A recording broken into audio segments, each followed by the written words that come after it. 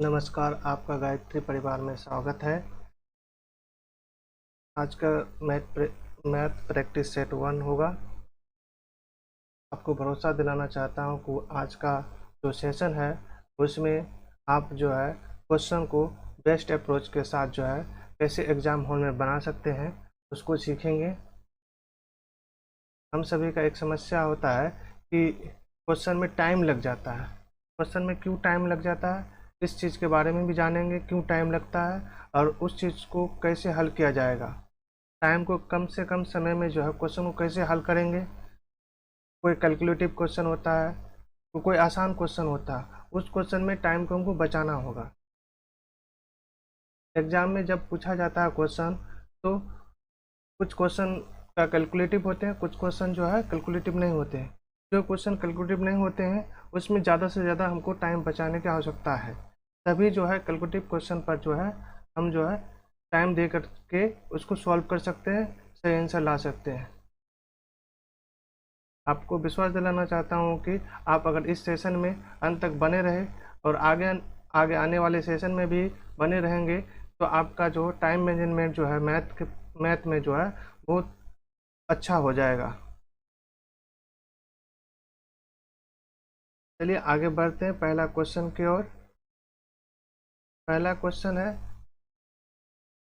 सबसे पहली बात तो क्वेश्चन को कोशिश करना है पहली बार में ही जो है पढ़ के समझ लेना है। क्वेश्चन को बार बार नहीं पढ़ना है।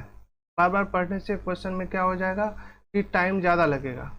तो इसलिए कोशिश करना है कि एक बार में ही जो है क्वेश्चन को पढ़ ले और समझ ले।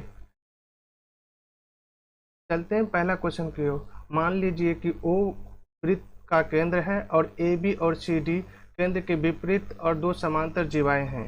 ओ पी ए बी पर लंबवत है और ओ क्यू सी डी पर लंबवत है। ए बी बराबर 10 cm है, सी डी बराबर 24 cm है, पी क्यू बराबर 17 cm है। तो वृत्त का व्यास क्या होगा। छोटा वाला जो है, छोटा वाला कितना है, ए बी जो है 10 cm है। इस छोटा वाला को हम ए और बी ले लेते हैं, ये 10 cm है। और सी और डी को जो है ये 24 cm है। और ओ केंद्र वाला है तो ओ यहाँ पर दे दिए, यहाँ से यहाँ तक। अब एक आप थ्योरम जानते होंगे, तो सेंटर से जो है जीवा पर जो लाइन खींचते हैं वहाँ पर 90 डिग्री बनता है। और जो है परिधि से जो सेंटर को मिला देंगे, ये क्या हो जाएगा, ये रेडियस हो जाएगा, रेडियस हो जाएगा। और एक बात और भी आप लोग जानते होंगे कि जब भी परिधि पर जाएगा सेंटर से तो समद्विभाजित करेगा, ये दो बराबर भागों में डिवाइड करेगा, नीचे वाला को कि ऊपर वाला को।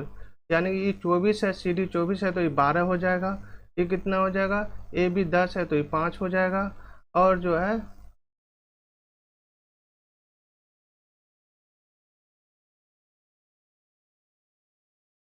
ये जो है पी क्यू है। तो हमको वृत्त का व्यास निकालना है। तो वृत्त का व्यास निकालना है, ये 12 हो गया, ये 6 हो गया, ये 5 हो गया, ठीक है। पी क्यू का लंबाई इस 17 दिया हुआ है। तो हम यहाँ पर ये राइट ट्रायंगल बन रहा है, दोनों राइट ट्रायंगल बन रहा है। हमको कोशिश ये करना है कि यानी ट्रिपलेट बैठाने का। 12 5 13 से ट्रिपलेट बैठ जाता है। फिर ये जो है 5 12 13 से ये ट्रिपलेट में बैठ गया, और 5 और 12 17 ये सेटिस्फाई भी कर जाता है। पी क्यू की लंबाई जो दिया हुआ है, पी क्यू की लंबाई 17 से हम सेटिस्फाई कर जाता है। तो इससे जो हमको पता चल गया कि रेडियस जो है 13 है। तो हमसे पूछा गया व्यास, व्यास कितना हो जाएगा, 13 × 2 यानी कि 26 cm हो जाएगा।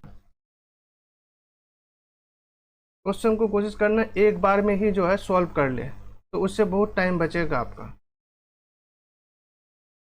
अगला क्वेश्चन की ओर बढ़ते हैं। अगला क्वेश्चन है, भरण पाइप Q से 21 गुना तेज है। यदि Q एक टंकी को 110 मिनट में भर सकता है तो दोनों भरण पाइपों को एक साथ खोलने पर टंकी को भरने में कितना समय लगेगा। P और Q है, और Q से जो है पी जो है 21 गुना ज़्यादा कैपेसिटी है इसका, ठीक है। कैपेसिटी कैपेसिटी इनटू टाइम जो होता है टोटल वर्क होता है, टोटल वर्क। तो अब यह क्यू जो है कितना दिन में कर लेता है, 110 दिन में, ठीक। तो हमको क्यू जो कर लेता टोटल टाइम कितना हो जाएगा, एक्स इंटू 110, और बोला गया दोनों भरन पाइप यानी दोनों का कैपेसिटी जोड़ देंगे, दोनों का कैपेसिटी कितना हो जाएगा, 22x हो जाएगा। रख देंगे 22x, एक्स एक्स काट लेंगे, 22 पंचे 110 हो जाता है, यानी कि 5 मिनट में जो है भर देगा दोनों पाइप मिलके। ऑप्शन नंबर ए सही है। अगला क्वेश्चन पढ़ते हैं। अगला क्वेश्चन में कहा गया है कि 840 मीटर की एक वृत्ताकार दौड़ में ए और बी समान समय पर समान दिशा में समान बिंदु से क्रमशः 6 मीटर प्रति सेकंड और 12 मीटर प्रति सेकंड चाल से दौड़ना आरंभ करते हैं, वो अगली बार कितने समय में मिलेंगे। दोनों का हम टाइम निकाल लेते हैं, ए का भी और बी का भी। ए का निकालेंगे 840/6 यानी कि 140 सेकेंड हो जाएगा, और जो बी का निकालेंगे तो 840/12 यानी कि कितना हो जाएगा, 70 सेकेंड हो जाएगा। 140 और 70 सेकेंड का अगर हम एलसीएम निकालेंगे तो कितना आ जाएगा, 140 सेकेंड ही आ जाएगा। तो इसका मतलब है 140 सेकेंड के बाद जो है दोनों जो है एक दूसरे से मिल जाएगा। नेक्स्ट क्वेश्चन, दो शंकुओं की त्रिज्याओं का अनुपात दिया हुआ है 2:5 और उनके आयतनों का अनुपात दिया हुआ है 3:5। उनकी ऊंचाई का अनुपात पूछा है, रेडियस दिया हुआ है। तो डायरेक्ट आ जाएंगे शंकु के फार्मूले पर। शंकु का आयतन क्या होता है, 1/3 पाई आर स्क्वायर एच। और ये दोनों का ही रेशियो दिया हुआ, आयतन का ही रेशियो दिया 3:5। फिर 1/3 पाई आर स्क्वायर एच यानी कि 3/5। ये आयतन का अनुपात है, आयतन है। तो यहाँ से हम इसको काट लेंगे पहले से ही, 1/3 पाई और 1/3 पाई को काट दिए। तो मेरे पास रेडियस एक का दिया हुआ है 2, एक का मान लेंगे 5, तो 2x और 5x है, तो 2 मान लेंगे तो यहाँ कितना हो जाएगा, 2 दूनी 4 गुना h, बट दूसरे का रेडियस कितना मान लेंगे, 5 मान लेंगे, यानी कि आर स्क्वायर 25 गुना h बराबर 3/5। इसको अगर सॉल्व करेंगे h/h करेंगे तो ये 25 ऊपर चले आएगा, 25 गुना 3/5 गुना 4।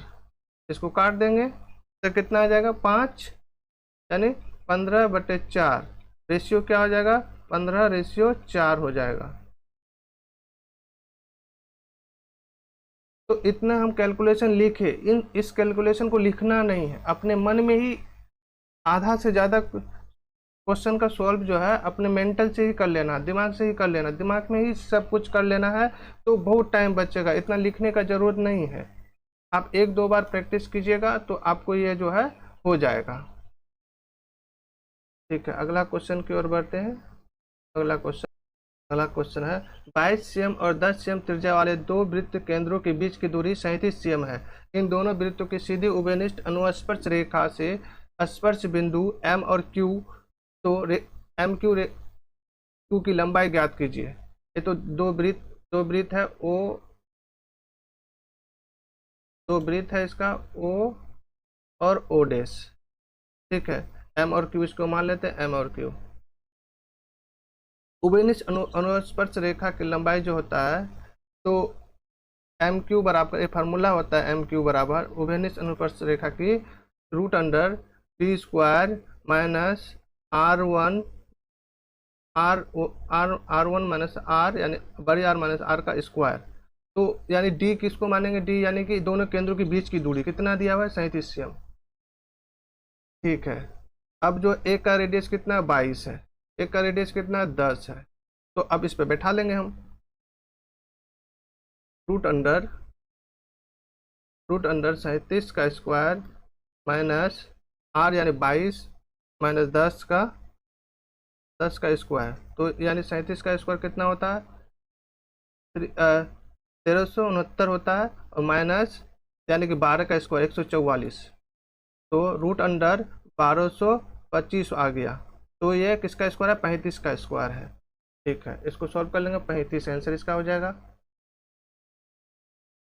ये क्वेश्चन को समझे, एक क्वेश्चन में लिखा हुआ है कि दोनों वृत्त के त्रिज्या दिया हुआ 22 और 10, ये केंद्रों के बीच की दूरी कितना है, 37 सेंटीमीटर। हमसे पूछा मांगा क्या है, एम क्यू मांगा है। तो एम क्यू का फॉर्मूला होता है कि डी स्क्वायर यानी केंद्रों के बीच की दूरी का स्क्वायर माइनस आर माइनस बड़ी आर माइनस आर का होल स्क्वायर, यानी कि इसको बड़ी आर माने हैं, इसको छोटी आर माने हैं। बढ़ते हैं अगले क्वेश्चन के। अगला क्वेश्चन में कहा गया 5000 की राशि 3 वर्षों के लिए 15% वार्षिक साधारण ब्याज दर पर ली जाती है और 8000 की अन्य राशि 4 वर्षों के लिए 12% वार्षिक साधारण ब्याज पर ली जाती है। तो भुगतान किए ब्याज धनात्मक अंतर क्या होगा, दोनों ब्याजों का अंतर पूछा है। तो डायरेक्ट कर लेंगे, यानी कि 5000 का 15 गुना 3 45% हो गया, 3 साल के लिए 45% हो गया, गुना 100 हो गया। इसको गुना कर देंगे तो इसका ब्याज कितना होगा, 0 25 का 5 हासिल 2 2250 हो जाएगा। और उसी प्रकार से 8000 का निकाल लेंगे, 8000 का यानी कि 1248 बटे 100, तो इसको भी गुना कर देंगे, 64 का 4 हासिल 6 832 4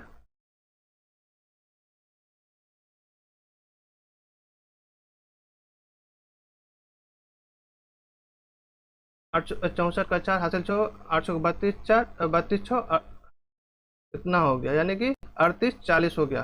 तो इन दोनों का अंतर पूछा था, तो 38 40 में जो है 22 50 घटाएंगे तो आ जाएगा मेरा कितना, 1590 आंसर आ जाएगा। देखिए इसका आंसर आ गया 1590। यानी डायरेक्ट गुना करना, पूरा लिखना ही नहीं है कोई बात को।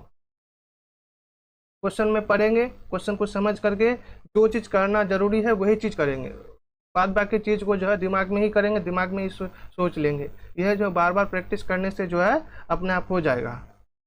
ठीक है, अगला क्वेश्चन की ओर बढ़ते हैं। अगला क्वेश्चन में कहा गया है कि एक वस्तु, यानी 6 यहाँ पर नहीं लिखा हुआ है, एक वस्तु का अंकित मूल्य उसके क्रय मूल्य से 26% अधिक है। यदि 32% की छूट दी जाती है तो हानि प्रतिशत क्या होगा।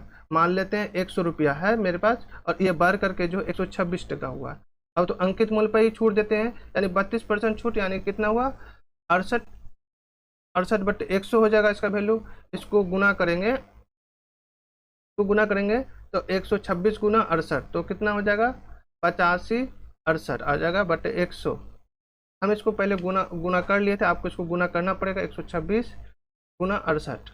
ठीक है, एक मल्टीप्लिकेशन जो है जितना जल्दी आप कर सके उतना जल्दी जो है सॉल्व हो सकता है। ठीक, आगे बढ़ते हैं, इसको करेंगे 85.68, यानी कि 100 रुपया दाम था, अब कितना दाम हो चुका है, 85.68, तो कितना रुपया का अंतर हो चुका है, 14.32 का। इसको 100 रुपया में से 85 रुपया 15 होगा, 32 100 में 50 घटाएंगे 15 का 68 है, तो एक में फिर 68 घटाएंगे तो 32 आएगा, तो इसलिए जो है 14.32, यानी कि अधिकतर जो है माइंड में ही कर लेना है। अगला क्वेश्चन की ओर बढ़ते हैं। अगला क्वेश्चन में कहा गया है कि एक व्यक्ति प्रति माह 16,000 रुपया कमाता है, वह अपनी आय का 80% खर्च करता है और शेष राशि को बचत करता है। यदि उसकी आय में 20% और खर्च में 10% वृद्धि हो जाती है तो उसकी बचत में प्रतिशत वृद्धि कितनी होगी। तो अब यहाँ पर जो ये अमाउंट दिया है इस अमाउंट का काम नहीं करेंगे, जहाँ पर परसेंटेज में ही दिया होता है, हम परसेंटेज में दिया हुआ परसेंटेज ही पूछ रहा है, तो हम उसको इस अमाउंट को कुछ काम करें। इस अमाउंट के पीछे अगर हम पढ़े तो टाइम बहुत ज़्यादा लगेगा, तो इसलिए इस अमाउंट को छोड़ देते हैं। परसेंटेज है तो परसेंटेज पर ही चले जाते हैं। एक मान लेते हैं 100 रुपया आय है, 80 टका बचाता है और 20 टका सेविंग करता है। ई एक्सपेंस हो गया, ई इनकम हो गया, ई सेविंग हो गया। अब वो बोला गया है कि 20% आय में वृद्धि हो रही है। 20% का मतलब 20% वृद्धि हुआ, 100 टका में 20 रुपये वृद्धि हुआ तो 120 हो गया। और यहाँ पर जो है 10% वृद्धि होती है, यानी कि 11 टका वृद्धि होती है, यानी कि 11×8 = 88 हो गया। तो इसको कैसे कि 10 रुपये वृद्धि, तो यहाँ पर देखिए यहाँ पर क्या किए, तो इसको 80 गुना 110/100 करेंगे ना, तो यानी कि 11 रुपये वृद्धि हुआ ना, 10 टका में 11 टका वृद्धि, तो 11 से गुना कर दिया 88 हो गया। यानी कि इसको मेंटली ही करना है, इसको गुना इन सारी चीज़ को। और यहाँ पर जो इसको घटाएंगे तो यहाँ पर 32 आ जाएगा, 32 आएगा। पहले 20 टका सेविंग था, 32 रुपया सेविंग हुआ, इंक्रीज कितना हुआ, 12 रुपया इंक्रीज किया, गुना 100 बटे परसेंटेज निकालना है, तो इसको 20 को नीचे रख देंगे 5 बार में, यानी 60% हो जाएगा, यानी सेविंग में जो है 60% की वृद्धि हो जाएगी। ऑप्शन नंबर 4 सही आंसर है। अगला क्वेश्चन की ओर बढ़ते हैं। अगला क्वेश्चन में कहा गया है कि मान लीजिए सी एक वृत्त है जिसका केंद्र O है और पी सी का एक बाह्य बिंदु है। मान लीजिए पी ए और पी बी सी की दो स्पर्श रेखाएं हैं तथा ए और बी क्रमशः स्पर्शता बिंदु पॉइंट ऑफ टेंजेंसी है। यदि पी ए पी बी एक दूसरे से 60 डिग्री का कोण आनत है तो एंगल पी ओ ए ज्ञात करें। सी वृत्त है तो ई पूरा वृत्त का नाम सी है, यहाँ केंद्र दे देते हैं। और जो बोला क्या है, यहाँ क्वेश्चन में लिखल है ई जो है वृत्त से बाह्य बिंदु, यानी कि बाह्य बिंदु मान लेते हैं, ठीक है। ए और बी को टच करता है, ए और बी को भी टच करता है, ठीक है। यहाँ से यहाँ तक मिला देते हैं, केंद्र से यहाँ से यहाँ तक मिला देते हैं। अब एक बात जानने की, स्पर्श रेखा जो है केंद्र से जो लाइन जाती है ई लाइन, तो ये लाइन जो है यहाँ 90 डिग्री बनाता है, यहाँ भी 90 डिग्री बनाएगा। तो यहाँ पर केंद्र का नाम ओ दे देते हैं। अब यहाँ बोला गया है पी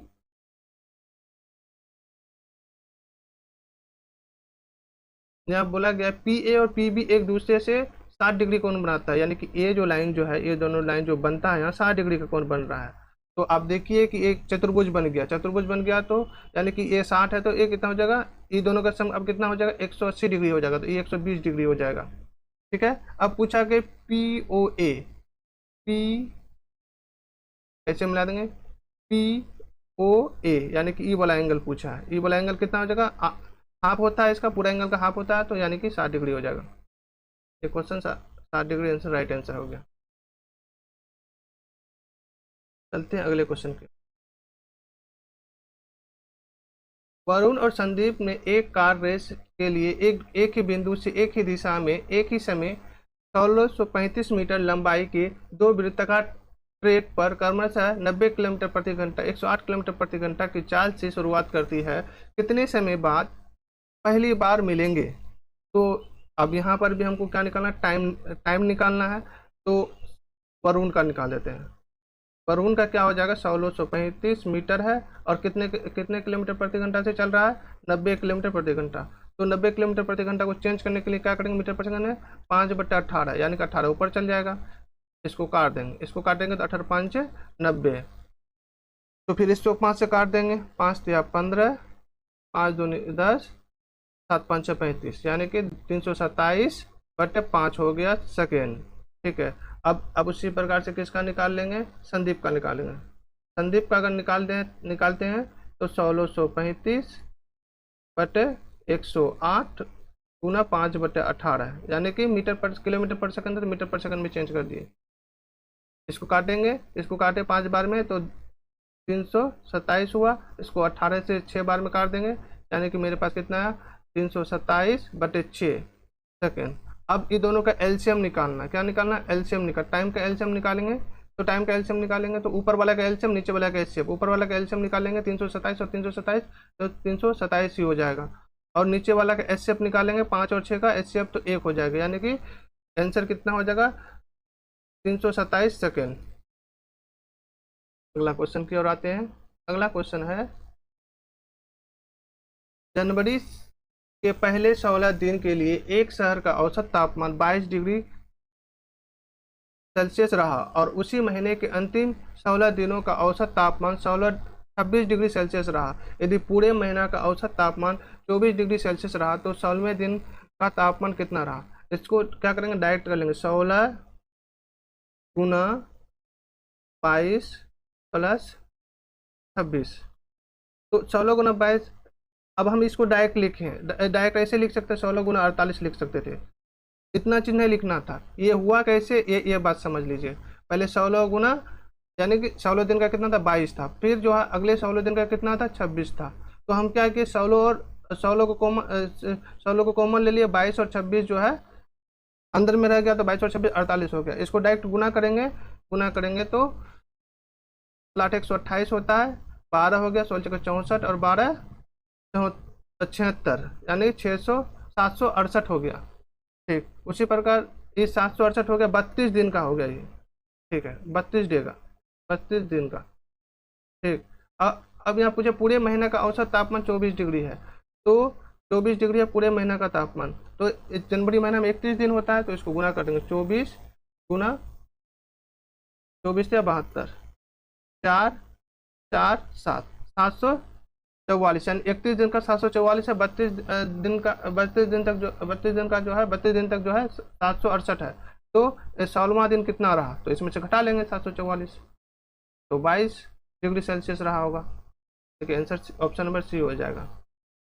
अब यहाँ देखे होंगे कि हम यहाँ पर जो डायरेक्ट लिखे थे इसको लिखे, मगर हमको डायरेक्ट ये चीज़ लिखना था, 16 गुना 48 लिखना था। यही सब में टाइम बचता है, यानी लिखने पर ही टाइम बचता है। आप अगर 2-3 बार लिखिएगा तो 5 सेकंड 10 सेकंड का टाइम जो है वेस्ट होगा। ये 5-10 सेकंड जो है आपका जो है बचेगा, तो अगला वाला क्वेश्चन जो हार्ड होगा या जो कैलकुलेटिव होगा उस क्वेश्चन पे जो एफर्ट लगा सकते हैं। बढ़ते हैं अगला क्वेश्चन की ओर। अगला क्वेश्चन दिया हुआ, एक संख्या में पहले 12% की वृद्धि की जाती है, फिर 23% की वृद्धि की जाती है। इस प्रकार प्राप्त संख्या में अब 34% की कमी की जाती है। कुल संख्या में कुल वृद्धि या कमी प्रतिशत ज्ञात करें, यानी परसेंटेज में निकटतम पूर्णांक में बोला गया है। तो मान लेते हैं 100 मानना आसान होता है, 100 मान लिए, 112 वृद्धि हुआ, फिर कितना वृद्धि हो चुका है 123, यानी 123%, यानी 123/100। फिर कितना कमी हो चुका है 64%, यानी 66/100। 100 काट दिए, इसको गुना करेंगे 112 गुना 123, इसको गुना करेंगे 13 7 7 6 आएगा, गुना 66 करेंगे, फिर इसको गुना करेंगे तो कितना हो जाएगा 90 92 16 आ जाएगा, बट 4 को 0 है, 4 को 0 लिख देंगे। ठीक है, हम इसको गुना कर लिए थे पहले, ऐसा बात नहीं है कि हम ऐसे डायरेक्ट गुना कर लिए, इसको पहले हम गुना कर लिए थे, काहे कि वीडियो लंबा नहीं हो जाए इसलिए आपको वाली समझाने के लिए जो है बताए। ठीक है, इसको गुना कर लिए थे। ठीक है, इसको करेंगे तो 90.9216, लगभग कितने प्रतिशत, यानी 100 था तो 90 आ गया, लगभग कितने प्रतिशत की कमी हो चुका है, देख सकते हैं 10% की कमी हो चुका है। 90.9 है, 90.9 है, 10% नहीं, 9%, यानी 9% की कमी हो चुका है। अगला क्वेश्चन की ओर आते हैं।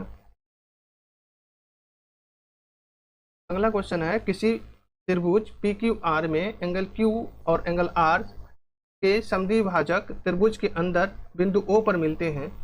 एंगल QOR = 160 डिग्री है हो तो एंगल P का मान ज्ञात करें। अब इस ट्रायंगल को लिख देते हैं PQR। हमसे बोला गया है कि एंगल Q और एंगल R का समद्विभाजक जो है कहाँ पर मिलते हैं, O पे मिलते हैं। तो इस समद्विभाजक एंगल का ये हो जाता है अंतः केंद्र। ठीक है, इन सेंटर बोलते हैं इसको। तो इसका फार्मूला होता है कि अगर हमको बीच वाला एंगल निकालना रहे, एंगल QOR निकालना रहे, तो angle P 90 plus angle P/2 होता है, एंगल ऊपर वाला एंगल का हाफ होता है। तो अब तो मेरे पास तो क्या दिया हुआ, मेरे पास ये वाला दिया हुआ है 160 डिग्री दिया हुआ, और 90 डिग्री प्लस एंगल P का मान मांग रहा है मेरे पास एंगल P/2, यानी कि ये इधर घट के जाएगा तो कितना हो जाएगा 17 बराबर एंगल P/2, यानी कि एंगल P जो है कितना हो जाएगा 34 डिग्री हो जाएगा। ठीक है, कोशिश करना है इन सारे कैलकुलेशनों को मेंटली ही करना है। ठीक है, आपको याद रखना फार्मूला क्या, एंगल QOR बराबर 90 डिग्री प्लस एंगल P/2। ये चीज़ कब होगा, ये चीज़ तब होगा जब कोण का समद्विभाजक मिलेगा केंद्र त्रिभुज के अंदर। ठीक है, अब आपको ये प्रॉपर्टी याद रखना है कि कोण का समिभाजक अगर केंद्र पर मिलेगा, कोण का समिभाजक केंद्र पर मिलेगा तो ए वाला फार्मूला लगा करके जो है हम आंसर निकालेंगे। अगला क्वेश्चन की ओर बढ़ते हैं। क्वेश्चन आज का सेशन यही सब। आप लोगों को अगर वीडियो अच्छा लगा हो तो लाइक एंड शेयर जरूर करें।